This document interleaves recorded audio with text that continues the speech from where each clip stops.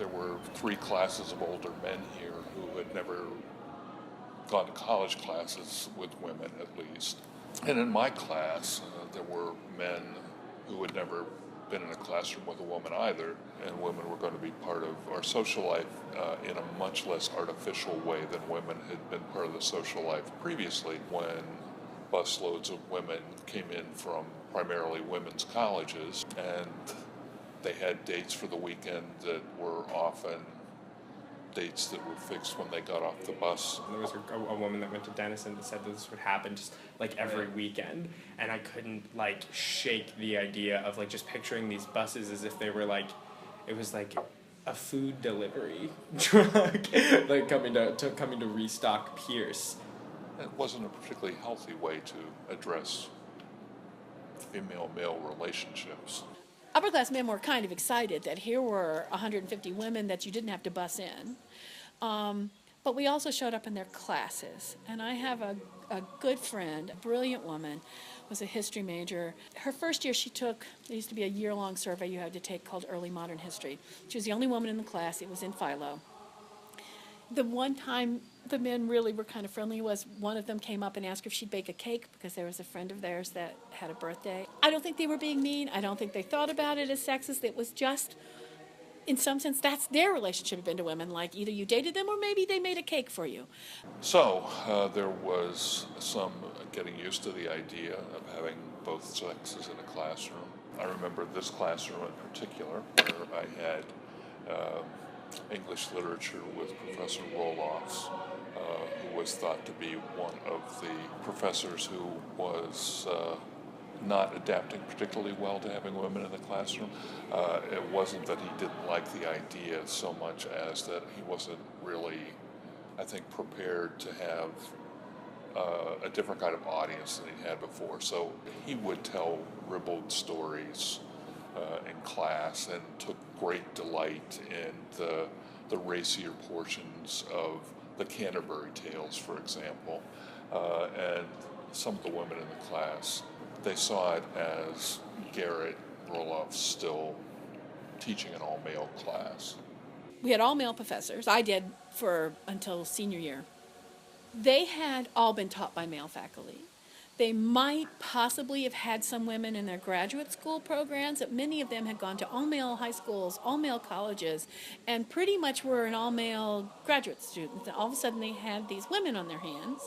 I did not do very much in the sciences, about which I'm embarrassed now, but I have a colleague, and she told the story at one of our reunions that she was in a co-ed class. I think it was probably the entry or one level up of one of the bio classes.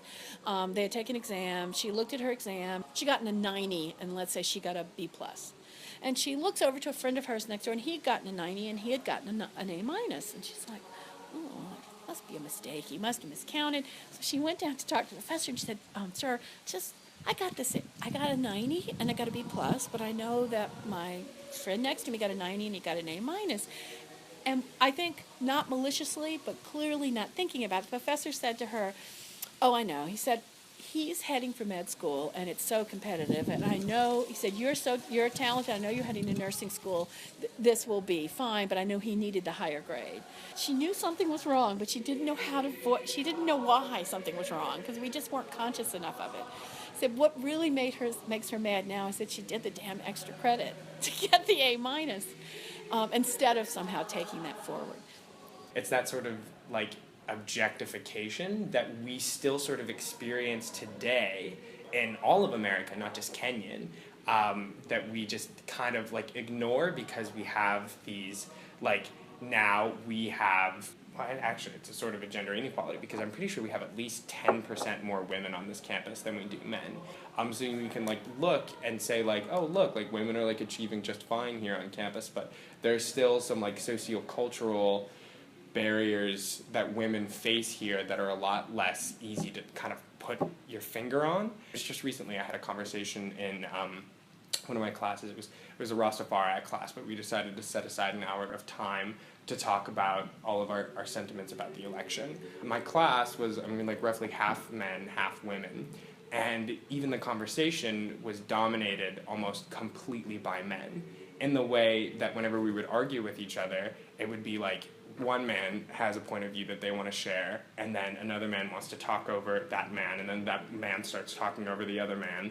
But every time that a girl would try to speak up in her class, she would speak really briefly, people would talk over her the same way we were all talking over each other, and then she would just be quiet, as if like she had been trained, like, okay, well now there are like big booming male voices speaking, I need to sit back and not say anything now. I did make sure to mention, like, you know, we've been having a conversation for about a half hour now, none of the women in the room have spoken, and we're talking about women's issues. The more men go into a profession, the more we value it. The more women go into a profession, the lower the pay scale gets for that profession, because that's how we rationalize difference in pay.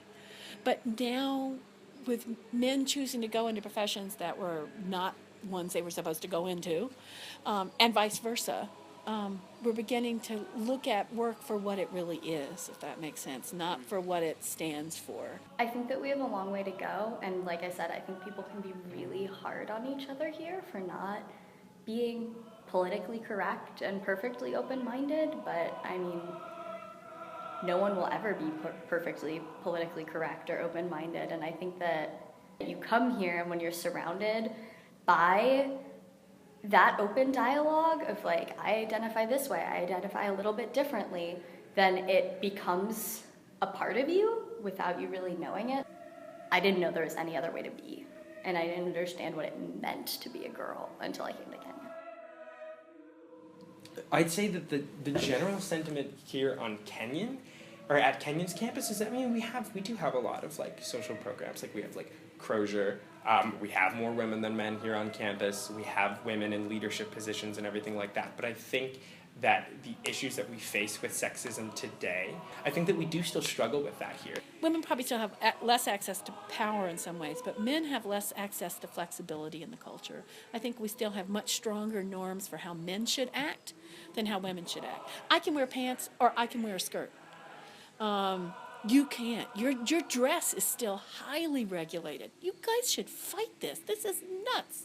I think that we all kind of owe it to ourselves not to become complacent and think that we live in this bohemian society where like gender equality is prevalent and it's not even an issue that people think about. And the same thing with racial equality. We all have very different views on the matter of how women are perceived, and a lot of us think, I mean, it's not a problem at all. Like a lot of us think like it's a huge problem here on campus, but those people that sort of stay in their own spheres of thought don't necessarily do a lot of communicating with each other. As much as some people maybe want to avoid that open dialogue altogether, I think it's something we can't really help be a part of. In some sense, what is helpful for when you are new to something, when you're first coming into a closed system, and this was a very closed system, is that you become what an older faculty member years later said, you know, the plus is you become bilingual. You have to understand the language of the men who are running the place, but you also had to know the language of your own cultural group. You had to know the language of how women work and how we associate it. So to be bilingual is a very powerful thing. Ain't no sunshine when she's gone. It's not warm when she's away. Ain't no sunshine when she's gone. In this house just ain't no home anytime she goes away. Wonder this time where she's gone.